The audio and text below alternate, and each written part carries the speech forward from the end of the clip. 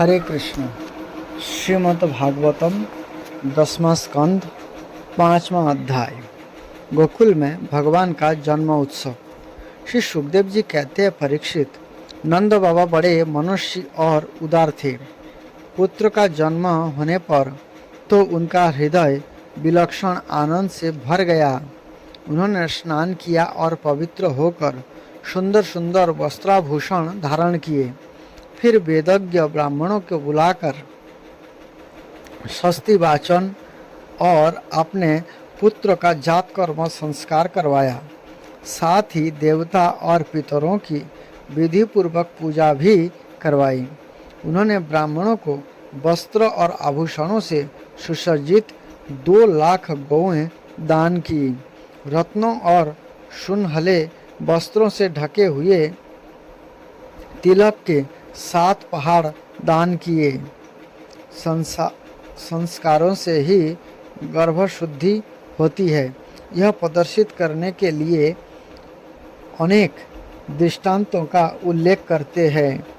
समय से अर्थात नूतन जल, अशुद्ध भूमि आदि, स्नान से शरीर आदि, प्रक्षालन से वस्त्र आदि, संस्कारों से गर्भ आदि, तपस्या से इंद्रिय आदि, यज्ञ से ब्राह्मण आदि, दान से धन धान्य आदि और संतोष से मन आदि द्रव्य शुद्ध होते हैं। परंतु आत्मा की शुद्धि तो आत्मज्ञान से ही होती है। उस समय ब्राह्मण, शूद्र, मागध और बंदीजन मंगलमय आशीर्वाद देने तथा स्तुति करने लगे। गायन गाने लगे। भेरी और दुंदुबिया बार बार बजने लगी। ब्रज मंडल के सभी घरों के द्वार, आंगन और भीतरी भाग झाड़ बुहार दिए गए। उनमें सुगंधित जल का छिड़काव किया गया।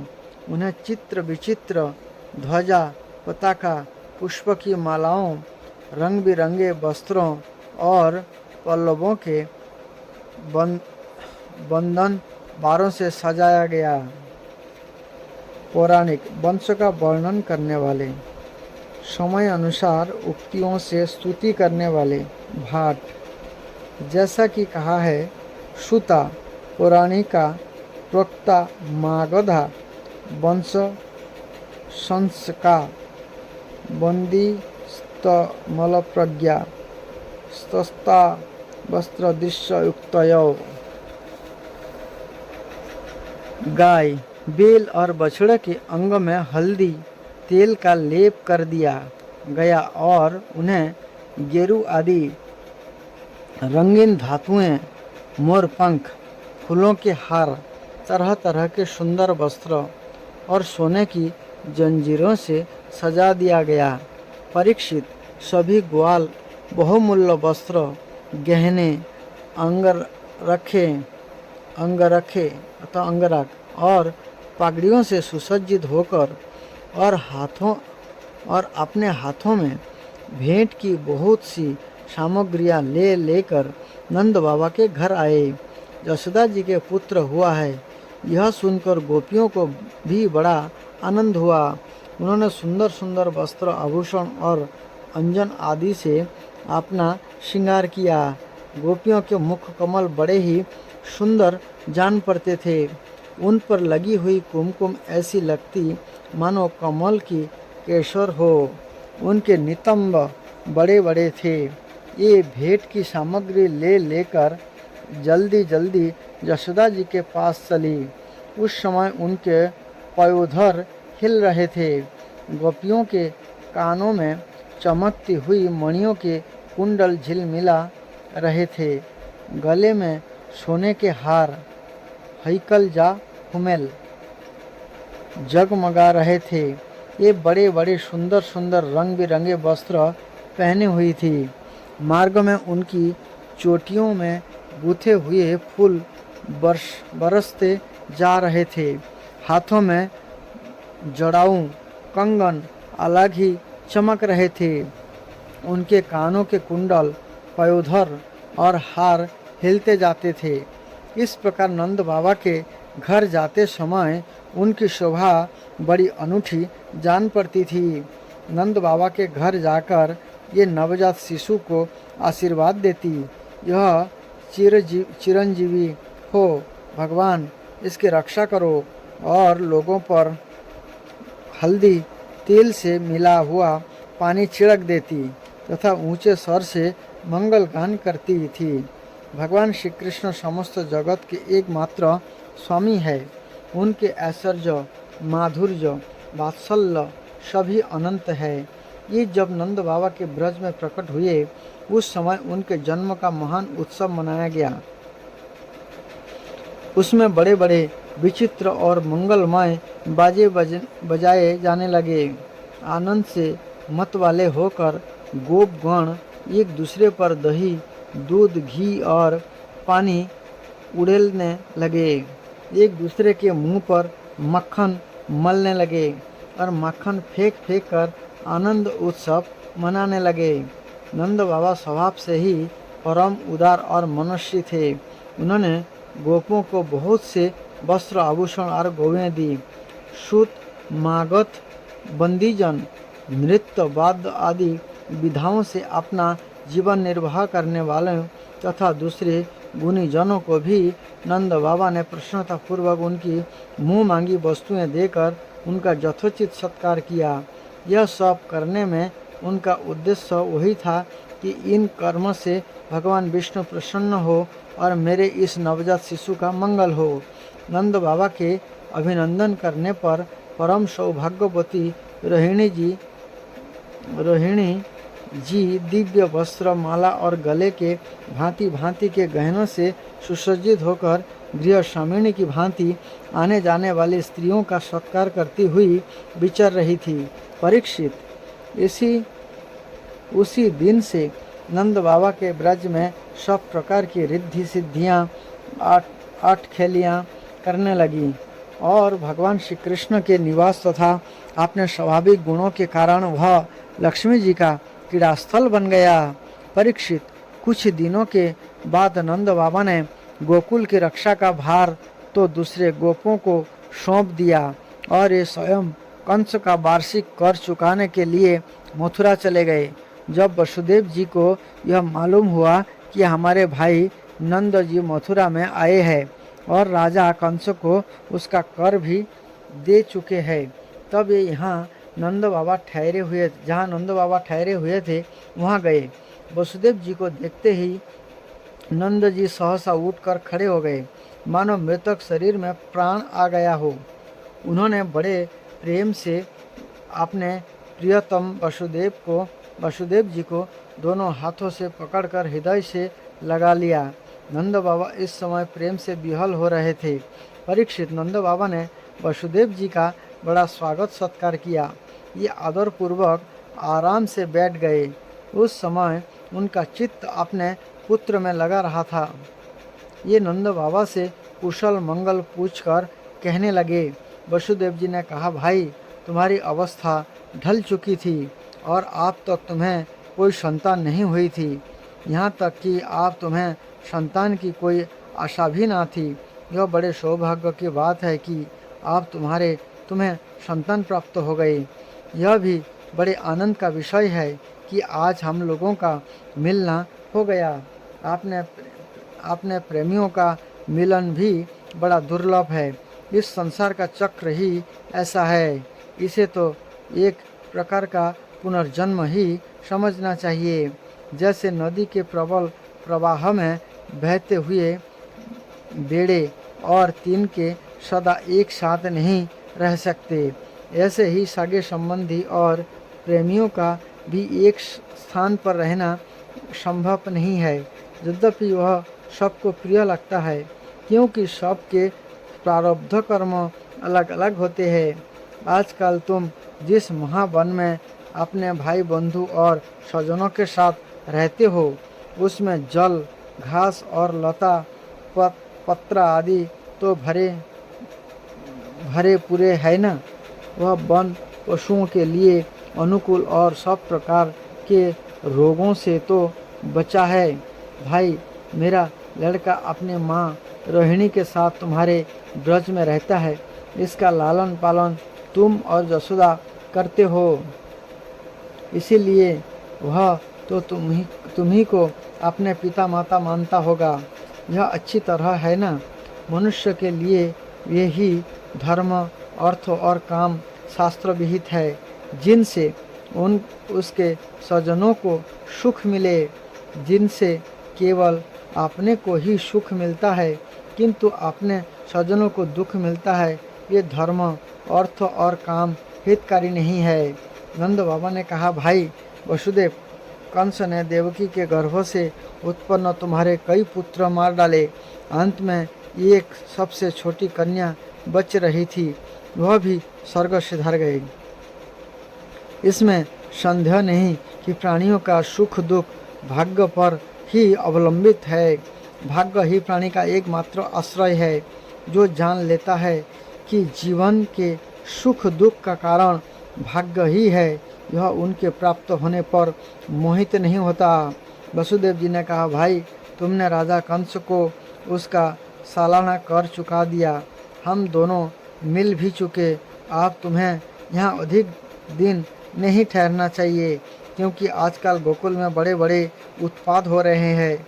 श्री सुखदेव जी कहते हैं, परीक्षित, जब वसुदेव जी ने इस प्रकार कहा तब नंद आदि गोपों ने उनसे अनुमति ले बैलों से जुते हुए बछड़ों पर सवार होकर गोकुल की यात्रा की। नंद तथा वसुदेव की भेंट। कृष्ण बुक से प्रभुपाद जी के। यद्यपि कृष्ण वसुदेव तथा देवकी के असली पुत्र थे, किंतु कंस के अत्याचारों के कारण ये अपने पुत्र का जन्मोत्सव नहीं मना सके। फिर भी धर्मपिता नंद महाराज ने अत्यंत उत्साह के साथ कृष्ण का जन्म उत्सव मनाया। दूसरे दिन ही वह घोषणा कर दी गई कि यशोदा के पुत्र उत्पन्न हुआ है। वैदिक प्रथा के अनुसार नंद महाराज ने विद्वान ज्योतिषों तथा ब्राह्मणों को जन्म उत्सव संपन्न कराने के लिए आमंत्रित किया। शिशु के जन्म उपरांत ज्योतिषी जन्म लग्न की गणना करते हैं और शिशु के भावी जीवन की जन्म पत्री तैयार करते हैं। शिशु जन्म के बाद एक अन्य उत्सव भी किया जाता है। उससे परिवार के लोग स्नान करके शुद्ध होते हैं और आभूषणों तथा सुंदर वस्त्रों से अपने आप को सजाते हैं, और तब ये सब शिशु तथा ज्योतिषी के समक्ष शिशु का भविष्य सुनने के लिए उपस्थित होते हैं। अतः नंद महाराज तथा उनके परिवार के अन्य लोग वस्त्राभूषित होकर जन्मस्थान के समक्ष आकर बैठ गए।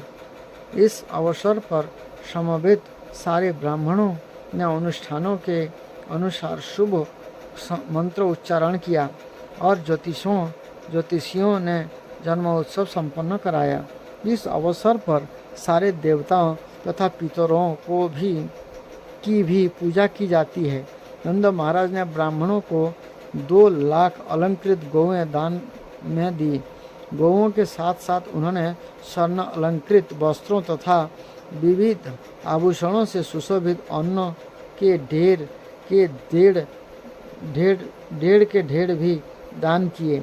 इस संसार में धन धान्य की प्राप्ति कई प्रकार के होती है, किंतु कभी कभी वह प्राप्ति ईमानदारी तथा पवित्र साधनों से नहीं होती, क्योंकि संपत्ति संचय की वही प्रकृति है।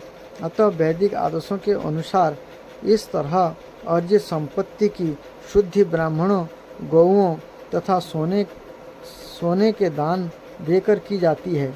नवजात शिशु की शुद्धि भी ब्राह्मणों के अन्नदान देकर की जाती है। हमें सदैव समझना चाहिए कि इस संसार में हम सदैव कलुष युक्त अवस्था में रह रहे हैं। अतः हमें अपने जीवन, अपनी संपत्ति तथा स्वयं को शुद्ध करना होगा।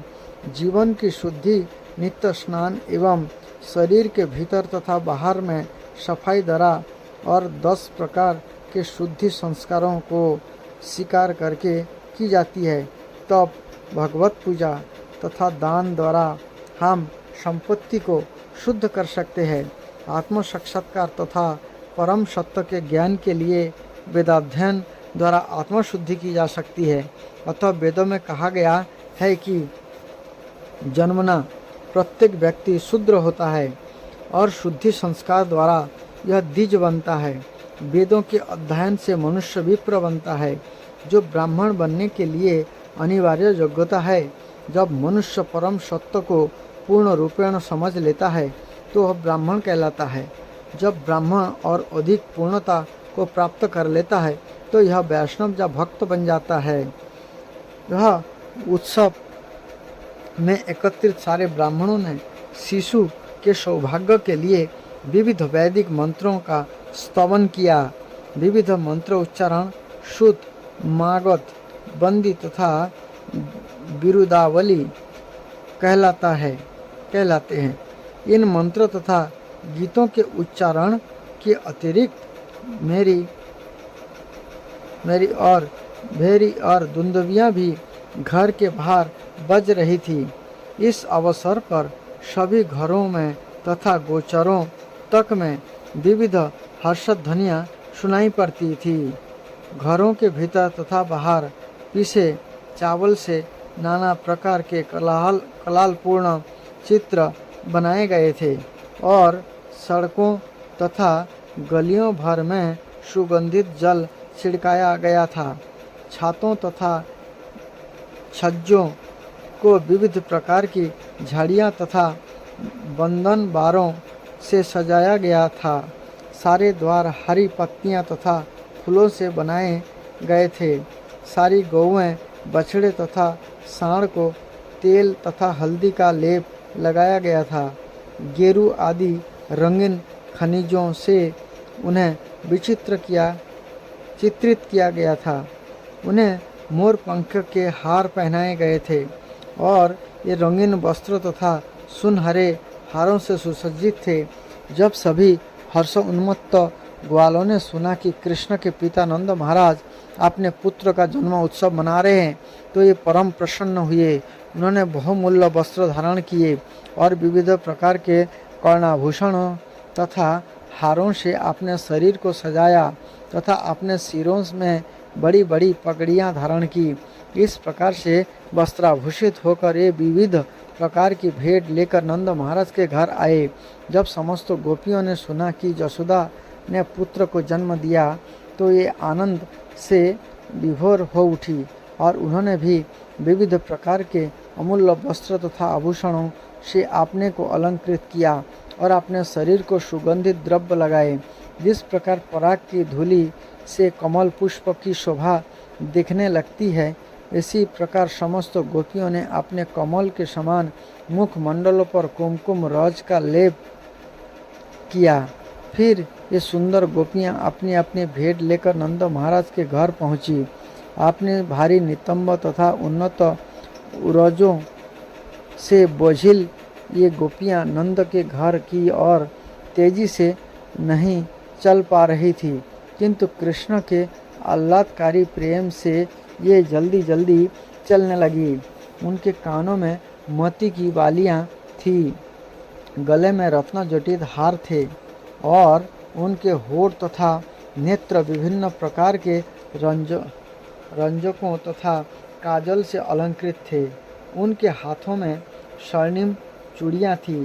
चूँकि ये तेजी से पक्की सड़क पार कर रही थी, उनके शरीर को अलंकृत करने वाली पुष्पमालाएं टूट टूट कर गिर रही थी और ऐसा प्रतीत हो रहा था मानो आकाश से पुष्प वर्षा हो रही है।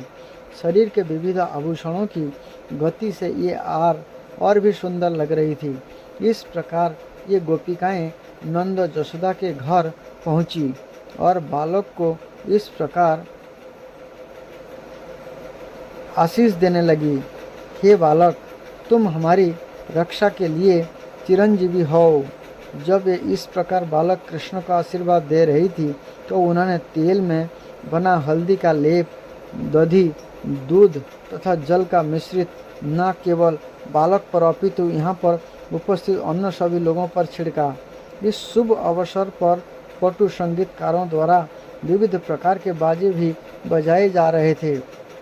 जब ग्वालों ने गोपियों की लीलाएं देखी तो वे अत्यंत प्रमुदित हुए और ये भी उन पर दधी, दुग्ध, मक्खन तथा जल छिड़कने लगे। फिर दोनों ओर से मक्खन फेंका जाने लगा। नंद महाराज भी गोपियों की ये लीलाएं देखकर परम प्रसन्न हो रहे थे। उन्होंने एकत्रित चारणों को अत्यंत आदरपूर्वक दान दिया। इनमें से कुछ चारण उपनिषदों तथा पुराणों में आख्यान गा रहे थे, कुछ पूर्वजों का गुणगान कर रहे थे और कुछ मनोहर गीत गा रहे थे। वहाँ पर अनेक विद्वान ब्राह्मण भी उपस्थित थे। नंद महाराज इस अवसर पर परम प्रसन्न होकर उन सबों को वस्त्र, आभूषण तथा गौओं का दान दे रहे थे। इस संबंध में यह जान लेना आवश्यक होगा कि वृंदावनवासी मात्र गौपालन के कारण कितने समृद्ध थे। सारे ग्वाले वैश्य जाति के थे, जिनकी वृत्ति गौपालन तथा कृषि थी। उनकी वेशभूषा तथा आभूषण एवं आचरण से ऐसा प्रतीत होता था कि वे एक छोटे गांव के वासी है, किंतु वे अत्यंत समृद्ध थे। उनके पास इतनी प्रचुर मात्रा में दूध तथा दूध से बनने वाले उत्पाद थे कि ये इन्हें बेरोक टोक एक दूसरे पर फेंक रहे थे। उनकी संपत्ति दुग्ध, दही, घी तथा अन्न दुग्ध उत्पाद थी और वे कृषि उत्पादों का व्यापार करने से विविध प्रकार के रत्न, आभूषणों एवं परिधानों से समृद्ध थे। उनके पास न केवल ये सारी वस्तुएं थी, अपितु ये उन्हें नंद महाराज की तरह दान में लुटा सकते थे। इस प्रकार कृष्ण के धर्मपिता नंद महाराज ने यहाँ पर एकत्रित सभी लोगों की इच्छाओं की पूर्ति करना प्रारंभ कर दिया। उन्होंने हर एक का सादर स्वागत किया और जिससे जो चाहा उसे दान में दिया। विद्वान ब्राह्मणों के पास आय का अन्य साधन न था, अतः ये अपने भरण के लिए वैश्य तथा क्षत्रिय जातियों पर पूर्णतः आश्रित रहते थे। उन्हें जन्म दिवस, विवाह आदि शुभ अवसरों पर उपहार प्राप्त होते रहते थे। इस अवसर पर जब नंद महाराज भगवान विष्णु की पूजा कर रहे थे और लोगों की इच्छाएं पूरी करने के प्रयास में लगे थे, तब उनकी एकत्रित अभिलाषा वही थी कि नवजात शिशु कृष्ण प्रसन्न रहे। नंद महाराज को इसका तनिक भी ज्ञान न था कि बालक विष्णु का मूल है। ये उसकी रक्षा के लिए भगवान विष्णु से प्रार्थना कर रहे हैं। बलराम की माता रोहिणी देवी वसुदेव की अत्यंत भाग्यशालिनी पत्नी थी। यद्यपि अपने पति से दूर थी, किंतु महाराज नंद के पुत्र कृष्ण के जन्मोत्सव पर उन्हें बधाई देने के लिए उन्होंने भी सुंदर सुंदर वस्त्र धारण किए। ये माला, कंठहार तथा अन्य आभूषण पहनकर उस स्थान में आई और इधर उधर टहलने लगी। वैदिक प्रथा के अनुसार जिस स्त्री का पति घर में नहीं होता वह श्रृंगार नहीं करती, किंतु रोहिणी ने पति के दूर होने पर भी इस अवसर पर श्रृंगार किया। कृष्ण जन्म उत्सव के वैभव से यह सुस्पष्ट है कि उस समय वृंदावन सभी प्रकार से संपन्न था। क्योंकि भगवान कृष्ण ने राजा नंद तथा माता जसोदा के घर में जन्म लिया, अतः लक्ष्मी देवी को वृंदावन में अपना ऐश्वर्य प्रकट करना ही पड़ा। ऐसा प्रतीत हो रहा था मानो वृंदावन पहले से लक्ष्मी देवी की क्रीड़ास्थली बन चुका हो। जन्म उत्सव के बाद नंद महाराज ने कंस सरकार का वार्षिक कर चुकता करने के उद्देश्य से मथुरा जाने का निश्चय किया। जाने से पूर्व उन्होंने गांव के समक्ष ग्वालों को बुलाया और अपनी अनुपस्थिति में वृंदावन की देखरेख करने का आदेश दिया। जब नंद महाराज मथुरा आए तो वसुदेव को समाचार मिला और वे अपने मित्र को बधाई देने के लिए परम उत्सुक हुए। ये तुरंत उस स्थान में गए जहां नंद महाराज ठहरे थे। जब नंद ने वसुदेव को देखा तो उन्हें लगा मानो नया जीवनदान मिला हो। नंद भी भाव विभोर होकर खड़े हो गए और उन्होंने वसुदेव का आलिंगन किया। वसुदेव के स्वागत करके उन्हें सुंदर आसन पर बिठाया गया। उस समय वसुदेव अपने उन दोनों पुत्रों के लिए उत्सुक थे जिन्हें नंद की जानकारी के बिना उनके संरक्षण में रखा गया था। वसुदेव ने अत्यंत चिंतापूर्वक उनके विषय में पूछताछ की। कृष्ण और बलराम दोनों ही वसुदेव के पुत्र थे। बलराम को वसुदेव की ही पत्नी रोहिणी के गर्भ में स्थानांतरित किया गया था, किंतु रोहिणी को नंद महाराज के संरक्षण में रखा गया था। कृष्ण यशोदा को उनकी पुत्री के बदले में ले जाकर साक्षात सौंपे गए थे। नंद महाराज जानते थे कि बलराम वसुदेव के पुत्र है, किंतु उन्हें यह ज्ञात न था कि कृष्ण भी वसुदेव के ही पुत्र है। वसुदेव को पता था ही, अतः उन्होंने उत्सुकता से कृष्ण तथा बलराम दोनों की कुशल क्षेम पूछी। फिर वसुदेव ने नंद को संबोधित करते हुए कहा, बंधुवर, इस वृद्धावस्था में आपकी परम इच्छा थी कि पुत्र उत्पन्न हो, किंतु आपके कोई पुत्र उत्पन्न न हुआ। अब भगवान की कृपा से आपको सुंदर पुत्र की प्राप्ति हुई है। मेरे विचार से यह अवसर आपके लिए अत्यंत शुभ है। हे मित्र, मुझे तो कंस ने बंदी बना लिया था और अब मैं मुक्त कर दिया गया हूँ, अतः मेरे लिए यह नया जन्म है। मुझे आशा न थी कि आपके दर्शन कर सकूँगा, किंतु ईश्वर की कृपा से मैं आपको देख रहा हूँ। वसुदेव ने कृष्ण के संबंध में इस तरह अपनी चिंता व्यक्त की। कृष्ण को गुप्त रूप से माता यशोदा की सज्जा में भेजा गया था और आप उनके जन्म उत्सव को धूमधाम से मनाने के बाद नंद मथुरा आए थे। अतः वसुदेव अत्यंत प्रसन्न हुए और बोले, यह मेरा नया जन्म है। उन्होंने कभी यह आशा नहीं की थी कि कृष्ण जीवित रह पाएंगे, क्योंकि कंस ने उनके अन्य सभी पुत्रों का वध कर दिया था। वसुदेव कहते रहे, प्रिय मित्र, हम दोनों का एक साथ रह पाना कठिन है। यद्यपि हमारे कुटुंब तथा कुटुंबी पुत्र तथा पुत्रियां हैं, किंतु प्रकृति के नियम स्वरूप हम प्राय एक दूसरे से पृथक रहते हैं। इसका कारण यह है कि प्रत्येक जीवात्मा विभिन्न सकाम कर्मों के फलस्वरूप इस पृथ्वी पर जन्म लेता है, और यद्यपि ये सब एक स्थान पर एकत्र होते हैं, किंतु दीर्घकाल इकट्ठे तरह रहना निश्चय नहीं है। हर एक के अपने सकाम कर्मों के अनुसार पृथक पृथक ढंग से कार्य करना होता है और इस प्रकार विलग हो जाना पड़ता है। उदाहरणार्थ, सागर की लहरों पर अनेक पौधे तथा लताएं तैरती रहती है। कभी ये पास रहते हैं तो कभी सदा के लिए बिछड़ जाते हैं। एक पौधा इधर जाता है तो दूसरा उधर। इसी प्रकार जब हम साथ रहते हैं तो हमारी पारिवारिक संगति अत्यंत सुंदर लगती है, किंतु काल की तरंगों के फलस्वरूप कुछ समय बाद हम विलग हो जाते हैं।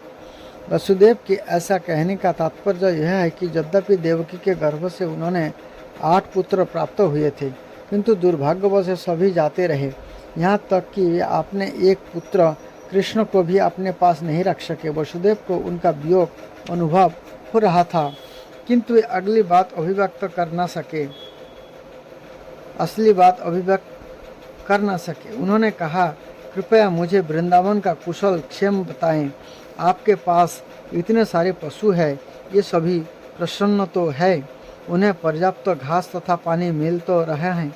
मुझे यह भी बताएं कि इस समय आप जहाँ रह रहे हैं वह स्थान उपद्रव से मुक्त तथा शांत तो है।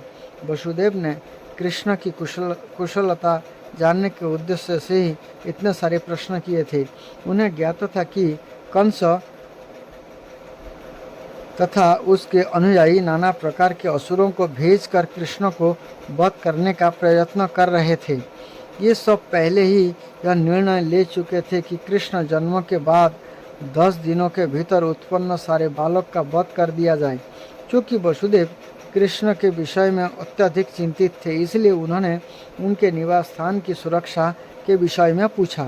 उन्होंने बलराम तथा उनकी माता रोहिणी का भी समाचार पूछा, जिन्हें नंद महाराज को सौंप दिया गया था। वसुदेव ने नंद महाराज को यह भी स्मरण दिलाया कि बलराम अपने असली पिता को नहीं जानता, यह आपको ही अपना पिता जानता है, और आपके पास दूसरा पुत्र कृष्ण भी हो गया। मेरे विचार में आप इन दोनों की ठीक से देखभाल कर रहे हैं। यह भी महत्वपूर्ण बात है कि वसुदेव ने नंद महाराज के गोधन की कुशल क्षेम पूछी। पशुओं की और विशेष रूप से गायों की रक्षा अपने संतान की ही भांति की जाती थी। वसुदेव क्षत्रिय थे और नंद महाराज वैश्य थे। क्षत्रिय का धर्म है कि वह प्रजा की रक्षा करे और वैश्य का धर्म है गायों की सुरक्षा प्रदान करे। गायें इतनी ही महत्वपूर्ण है जितनी कि प्रजा। जिस प्रकार से प्रजा को सभी प्रकार की सुरक्षा प्रदान की जाती है, उसी तरह गौओं को भी की जानी चाहिए। वसुदेव कहते रहे कि धर्म पालन, आर्थिक विकास तथा इंद्रिय तुष्टि काम के कार्य परिजनों, राष्ट्र तथा संपूर्ण मानवता के सहयोग पर निर्भर करते हैं। अतः यह प्रत्येक व्यक्ति का कर्तव्य है कि उसके समान नागरिकों तथा गौओं को कोई कष्ट न पहुँचे। उसे अपने बंधुओं तथा पशुओं की शांति तथा सुविधा का ध्यान रखना चाहिए। तभी धर्म, अर्थ तथा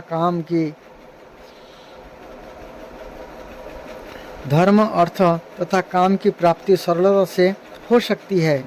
वसुदेव को दुख था कि ये देवकी से उत्पन्न अपने ही पुत्र को संरक्षण प्रदान करने में असमर्थ रहे। उन्हें लग रहा था कि वो धर्म, अर्थ तथा काम सभी खो बैठे हैं। यह सुनकर नंद महाराज ने उत्तर दिया, हे प्रिय वसुदेव, मुझे पता है कि आप देवकी से उत्पन्न सारे पुत्रों को कंस द्वारा वध किए जाने के कारण अत्यंत संतप्त है। यद्यपि अंतिम शिशु कन्या थी, किंतु कंस उसे मार नहीं पाया। यह स्वर्गलोक में चली गई है। हे मित्र, शोक ना करें। हम अभी अपने विगत अवश्य कर्मों द्वारा नियंत्रित है। प्रत्येक व्यक्ति अपने पूर्व कर्मों के बस में है, और जो कर्म तथा फल के दर्शन से परिचित है, वही ज्ञानी मनुष्य है। ऐसा मनुष्य सुख या दुख से शोकाकुल नहीं होता। तब वसुदेव ने उत्तर दिया, प्रिय नंद, यदि आप सरकारी कर का भुगतान कर चुके हो तो शीघ्र ही अपने स्थान को लौट जाएं, क्योंकि मेरे विचार से गोकुल में उत्पात हो सकता है। नंद महाराज तथा वसुदेव में इस मैत्रीपूर्ण वार्ता के बाद वसुदेव अपने घर चले आए। कर चुकाने के बाद नंद महाराज तथा उनके साथ मथुरा आया ग्वाल वृंद भी लौट गया। इस प्रकार लीला पुरुषोत्तम भगवान श्री कृष्ण के अंतर्गत नंद तथा वसुदेव की भेंट नामक पंचम अध्याय का भक्ति वेदांत तात्पर्य पूर्ण हुआ। हरे कृष्ण कृष्ण कृष्ण हरे हरे, हरे राम राम राम हरे हरे।